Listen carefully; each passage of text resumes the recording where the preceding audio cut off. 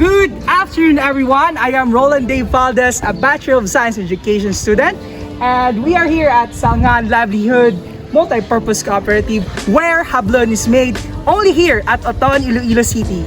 Come and let us watch and witness what is inside Salngan Multi-Purpose Livelihood Cooperative.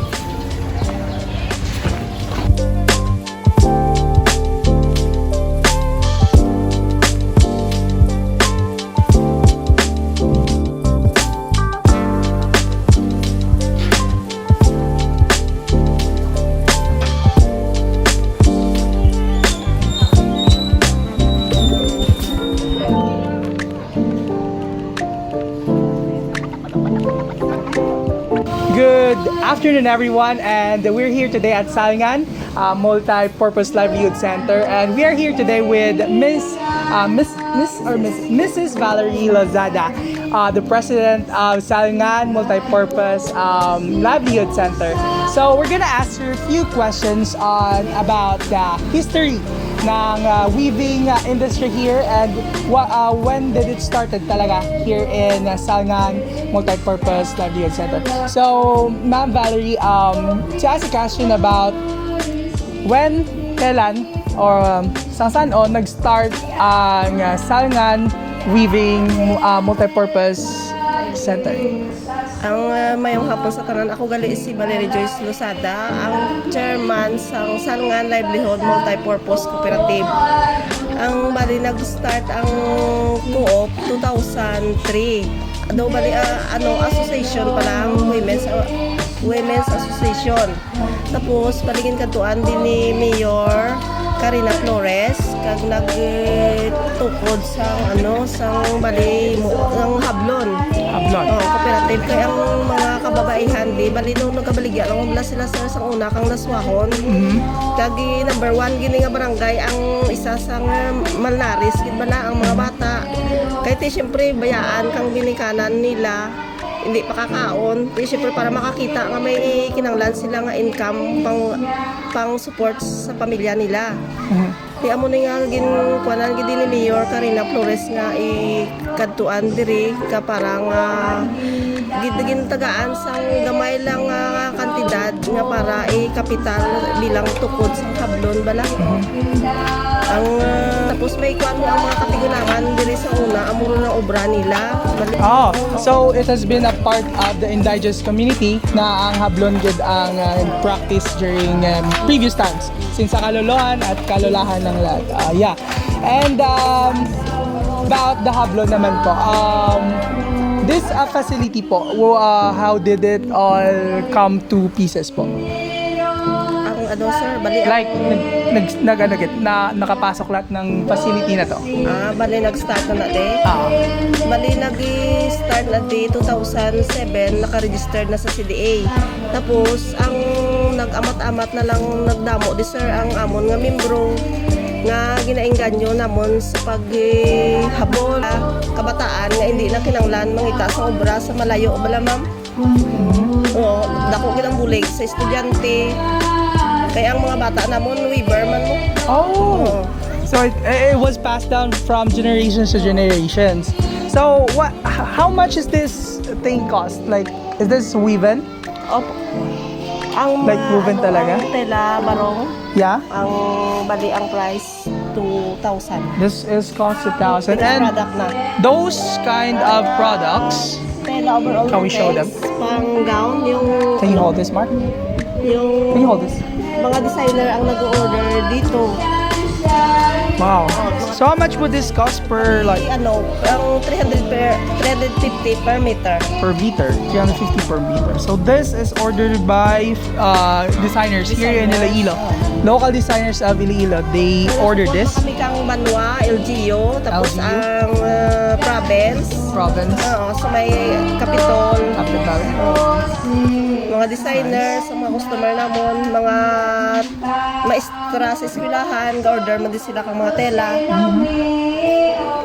So this is a very good livelihood for the indigenous community here in Oton, Iloilo City. So thank you so much, ma'am, for your time. And we are here at Salangan Multipurpose Livelihood Center, and this is your team here at Central Philippine University, the Bachelor of Science Education 1. Here is Mark. I'm your host, Roland. This is my team, Joycel and Kyla, and our videographer, Miss Ariane. That's Ang ta or ma'am. Tita lang. Ay, tita. Okay na. Ang ask ko lang balata kung since sang una pag nag-umpisa yun na ano na ang mga bata yung mga ano nga age nyo nga Kay balilang po ako bilang chairman diri sa co-op sa 2018 lang. Kay balilain-lain ang president sa una nga ginusdan ko man. Kay bali ako gin-course ko man na gusto ko makabalo ang bata ako kay para nga mapasa man bala sa iya. Kag makabalo ka kabalo man sa kung paano maka-income. Kag makita nga hindi na kinanglan nga magpalayo ka to kag dili kumpisan ka o kag tiyagaan mo lang dako ginang mabulig sa imo financial sa ano ay luwagin ko bata ako ang nakabalo mag-wait. kag kapin pa subong nga generation ma'am grabe ang passion so far gina ano gitang kilik gid ang hablon kapin pa kung gina represent ang Iloilo sa ibang region.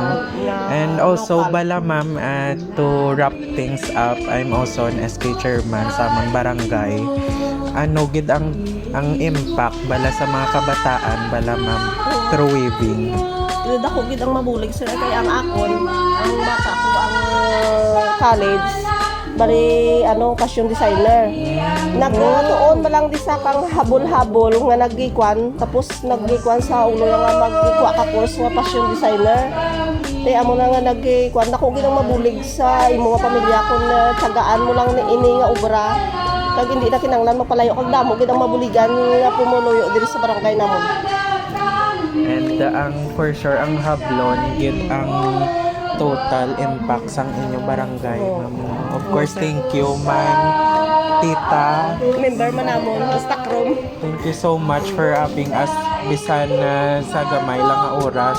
And also, thank you so much gid sa time and also kamo other else.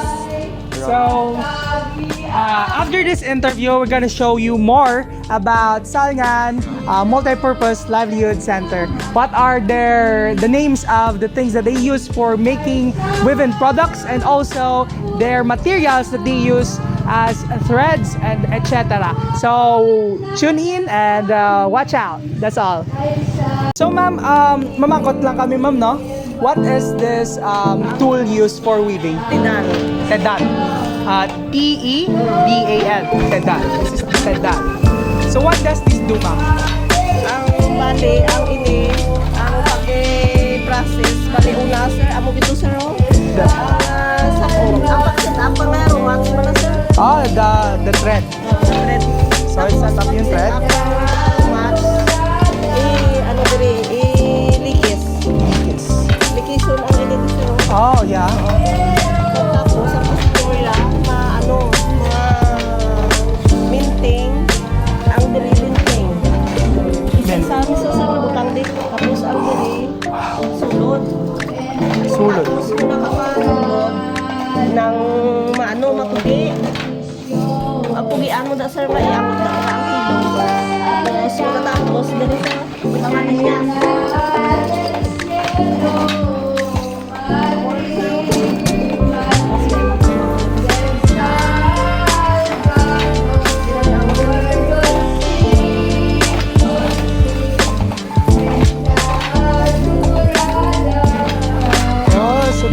That's what makes it like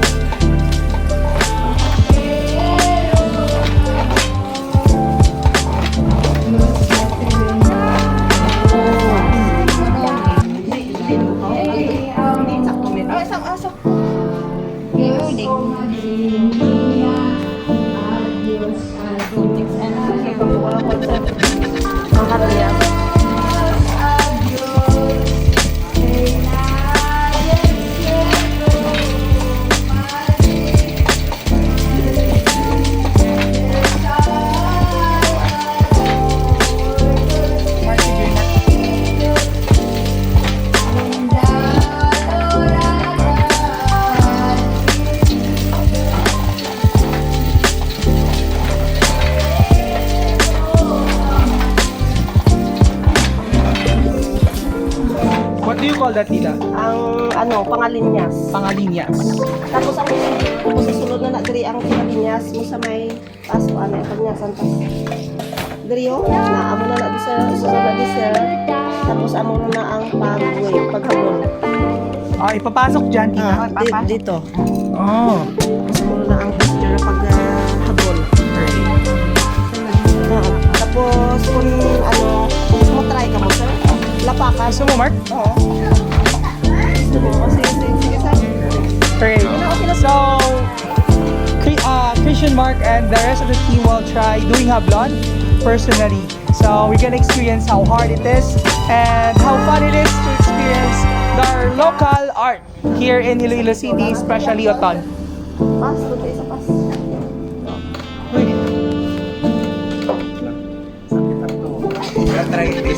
Bali ang Kalinyasan, kung diin ang kamot ng kagtiil dito man na makaboy wala to.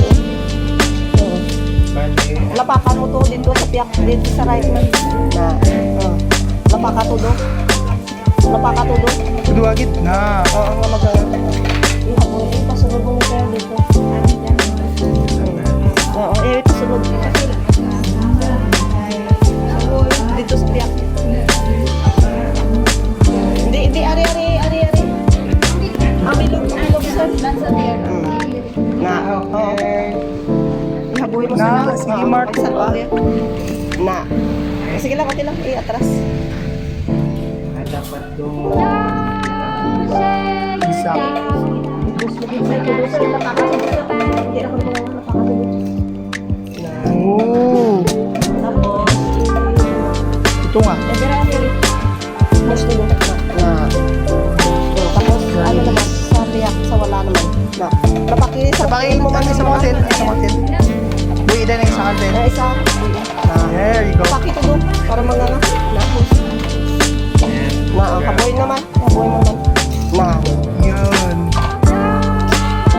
Tapos, Dapat na mo na. Tudo. Jopay, matry ka? Sige. Notice nila mo.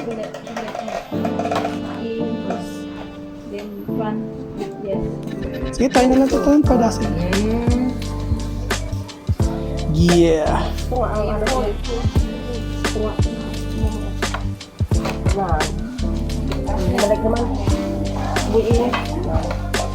Piyak. Dari sa piyak may paangkin mo isa.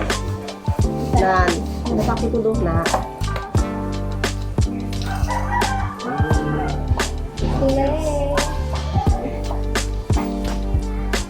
Na ikos. Nan. Next taker.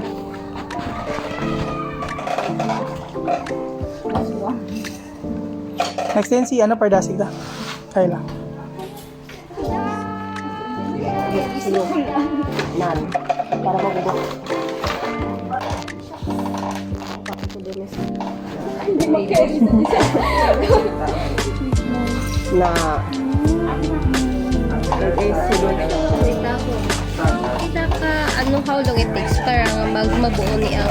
Depende sa weaver. Kaya may weaver nga mga 3 meters makahuman sa isa ka per day. Depende sa weaver. Kaya do pakyawan style lang. Dasig. Depende sa ibo kung hinay ka, gamay man ang mahuman mo. Kaya kung na pisan ka, kamo man mahuman mo. So this is a commission-based po na business. So every time you make like one hablon, that's your money or is it? Oh. Okay, sir. Jopay, go. Receiving po your training. Oo, pwede. Oh, so pwede ka mag-training. Kibot ko mga rin ako, di ako mag-skip. Pwede rin yung eskwela kagahapon. Ganun, di ba? Ang dali mga estudyante, eskwela kagahapon. Tapos ko, hindi na ako makita mag-free time. Tagal rin ako di gahapon.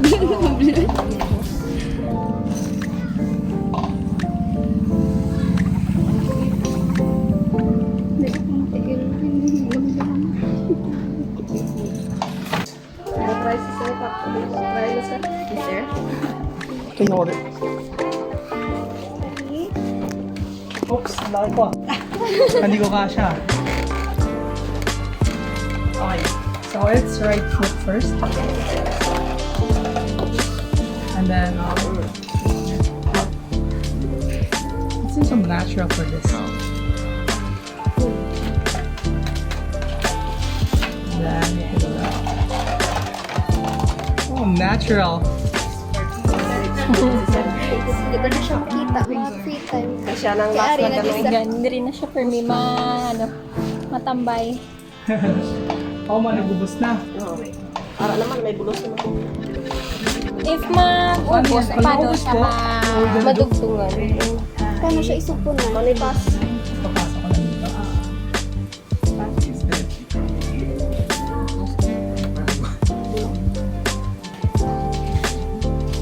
Sa anggol na yun po. Yung bigla ko yan. Tuduin? Doon, hindi lang kita.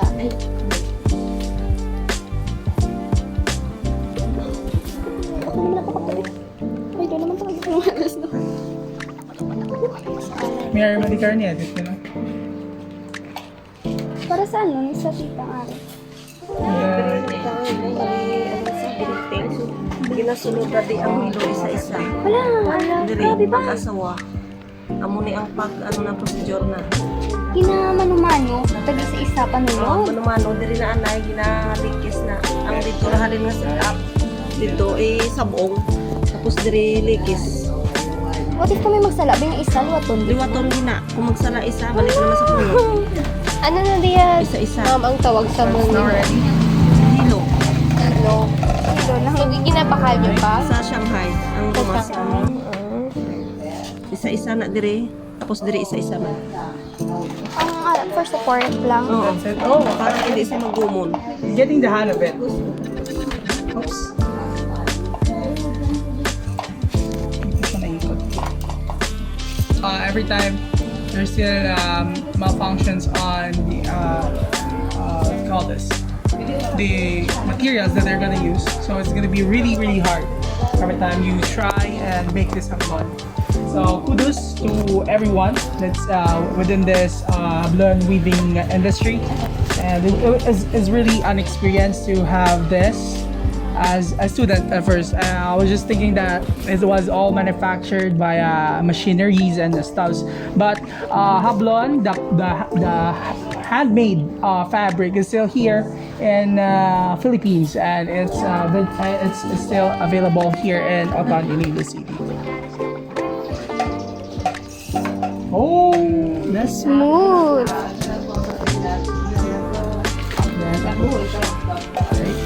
So we stopped because nagkabuhol po siya. So we're gonna make it again. And this will be the last for Salangan. Salangan, I mean, for Salangan Multi-Purpose Livelihood Center. Oops.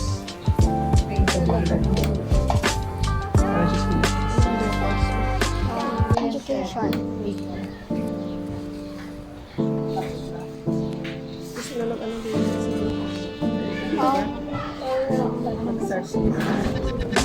There you go.